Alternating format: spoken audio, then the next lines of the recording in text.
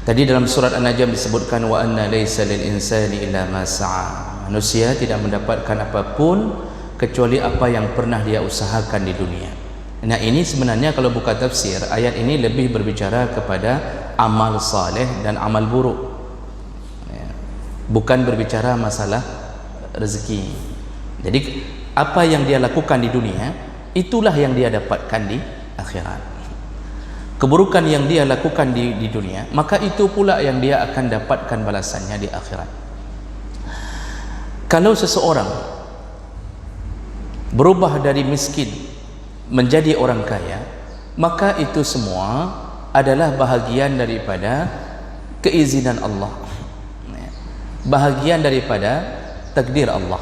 Cuma masuk dalam urusan usaha yang kuat untuk berubah. Nah, Allah tidak halangi orang untuk berubah, karena pada dasarnya yang Allah berikan pertama adalah nikmat. Jadi banyak orang salah faham ketika Allah berbicara innallaha la yughayyiru ma biqaumin hatta yughayyiru ma bi anfusihim. Allah tidak akan mengubah satu kaum sampai kaum itu merubah dirinya sendiri. Jadi ini sering kadang-kadang guru agama di SD, SMP atau sebahagian yang tidak belajar lebih jauh dalam tafsir, mereka membahasakan kamu ni nggak akan berubah sebelum kamu merubah dirimu sendiri. Jadi selalu berusaha untuk menafsirkan sendiri, padahal tafsir itu salah kalau begitu.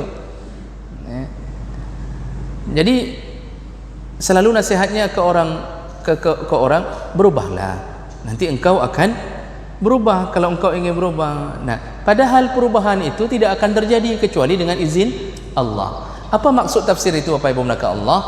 Maksudnya, silakan buka tafsir. Allah tidak akan merubah satu kaum. La yughayyiru ma biqaumin. Dari apa? Dari nikmat Allah. Kita ini dari lahir nikmat.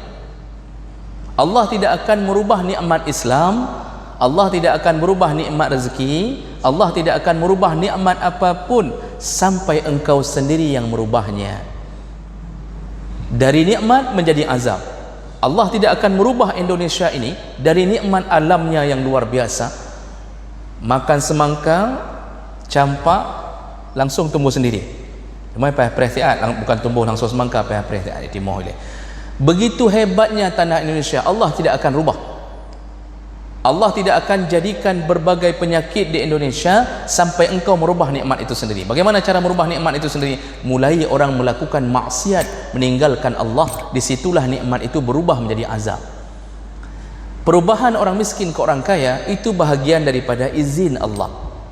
Jadi bukan kita yang berusaha merubahnya, tapi Allah yang memberikan izin. Cuma urusan rezeki walaupun berubah, itu yang berubah hanya status saja, tapi tidak merubah kuota rezeki. Jadi karena kita rajin, kita buka bengkel, Pak, contoh kita buka bengkel, kita rajin kali ya. Saking rajinnya Honda yang tidak rusak kita bilang rusak, supaya orang jupeng, saking rajin, Pak. Kayakah dia? Kaya, Masya Allah kaya. Kita buka warung, ternyata makanan kita enak, padahal banyak yang buat lain-lain, kok kurang pas. Di kita pas, makanan punya kita pas, berubah jadi orang kaya. Itu semua dengan izin Allah, dan itu tidak merubah kuota rezeki. Jadi walaupun miskin, kaya, ada yang sudah kaya balik lagi ke miskin, kemudian berubah lagi jadi kaya, berubah lagi jadi miskin. Pokoknya hidup dia antara hidup kaya miskin, kaya miskin. Tetap itu bahagian daripada izin Allah, tapi tidak merubah kuota. Jadi 1M itu ya segitu saja, segitu saja, nggak akan berubah. Nah, cemburukah orang miskin kepada orang yang Allah berikan kuota 1M, dia cuma dapat 100 juta selama umur hidupnya? Tidak perlu cemburu, karena tujuan hidup kita bukan di dunia. Tujuan hidup kita adalah wal akhiratu khairu wa abqa, akhirat itu lebih kekal. Orang miskin Allah masukkan surga dengan kesabarannya melihat-lihat orang kaya. Jadi lewat di depan rumah orang kaya, gusuk-gusuk, pokoknya mengatakan enak kali hidupnya, mobil ganti-ganti, Pajero, Innova ganti-ganti. Itu Innova nggak boleh main-main, harus yang new normal. Gusuk-gusuk dada orang kasih. Tapi dia dengan sabarnya tetap salat walaupun miskin, Allah masukkan dia ke surga 500 tahun sebelum orang kaya masuk, dengan kesabarannya. Itu targetnya sebenarnya. Kenapa Allah berikan miskin kepada seseorang? untuk membuat dia lebih mudah masuk surga, syaratnya sabar dan tetap taat ke Allah. Nah, kenapa Allah berikan sebahagian orang kaya? Allah ingin masukkan dia ke surga melalui kekayaannya, syaratnya bersyukur. Perhatikan orang miskin. Cuma sayangnya, kalau Allah takdirkan kita mengambil rezeki menjadi status orang kaya, kita tetap antri di belakang orang miskin, Pak. Nggak bisa kita masuk duluan. Kita sudah lihat orang miskin, itu sama kita lihat seperti orang masuk ke waterboom, ramai sekali. Petugas mengatakan, "Haji dah panggil, ramai kali, nggak boleh masuk. Boleh masuk cuma 50. Tunggu dari jam 10 pagi datang, jam 4 sore boleh masuk." Begitulah bayangan orang kaya. Orang miskin sudah di dalam bersenang-senang, dia belum boleh masuk. Tapi nunggunya bukan 4 jam, 500 tahun.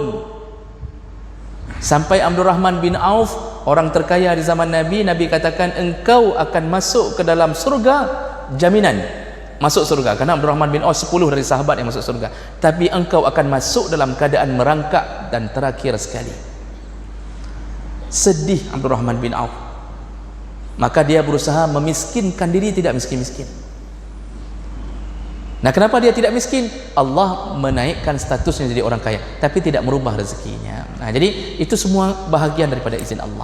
Kita lanjut dengan pertanyaan yang kedua. Kalau Allah memang telah menentukan kenapa orang Afrika ada yang Allah berikan kelaparan, Allah berikan kelaparan pada orang Afrika agar mereka sama seperti tadi, agar mereka mudah masuk surga dengan menahan kelaparannya.